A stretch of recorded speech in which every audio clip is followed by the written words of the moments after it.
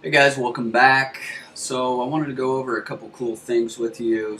I want to talk with you just a minute about real world jobs.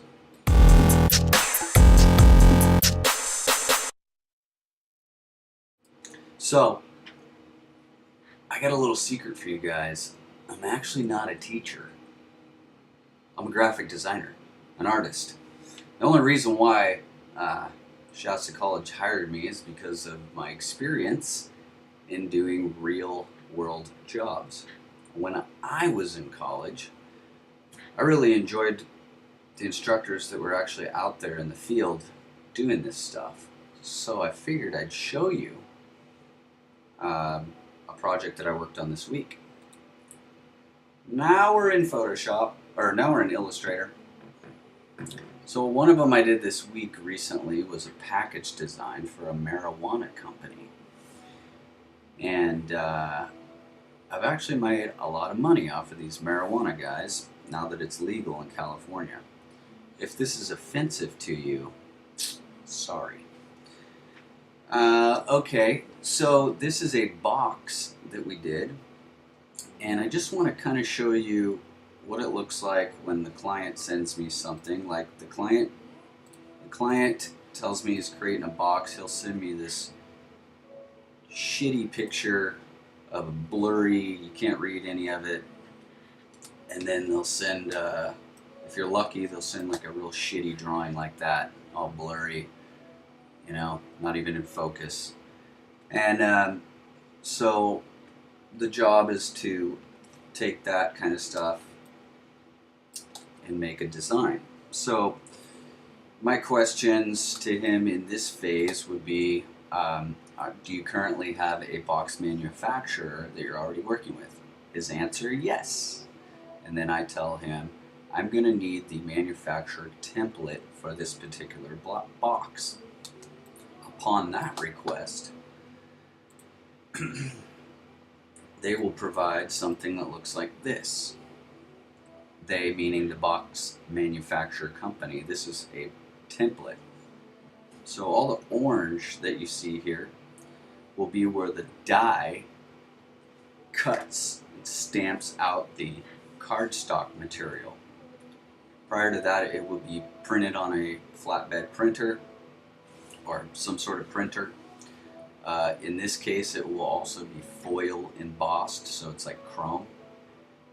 In addition, it will be embossed, so the words are 3D or three-dimensional.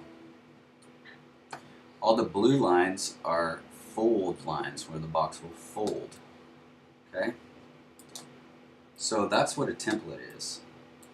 And as you can see, there's fold lines here. Very similar thing, right? So with that reference photo, I can tell where the front and the back is and everything. And I will put together this initial design, and I'll put a dummy text here, this Lorem Ipsum dummy text, and you can Google that if you want to see what that is. But that's what it's used for, is putting dummy text in there until the real text comes from the client. Always request the real text from the client in email or Word document so that you can just copy paste it, so that you're not responsible for spelling or being a creative writer. If you are a creative writer, make sure you get paid more for doing that part. Okay? What else can I tell you? Well, basically that's it. I want to show you, I'm not a teacher. I don't make my living off of teaching. I make my living off being a graphic designer and illustration work, concept art, and I also do painting and stuff, but primarily painting meaning like murals, artwork painting. But primarily, probably 90% of my income is using Adobe products, okay? And in this particular situation, Adobe Illustrator.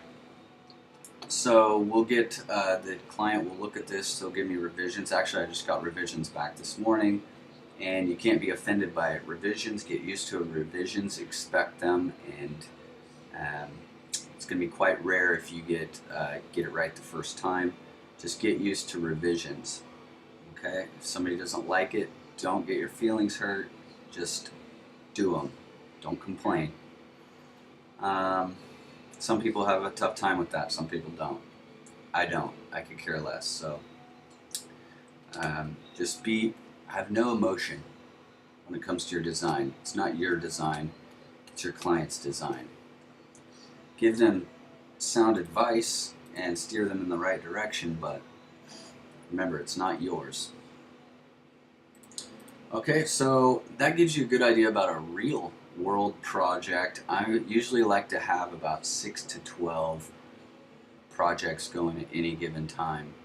That way, when I have proofs that are awaiting approval, I can work on other stuff.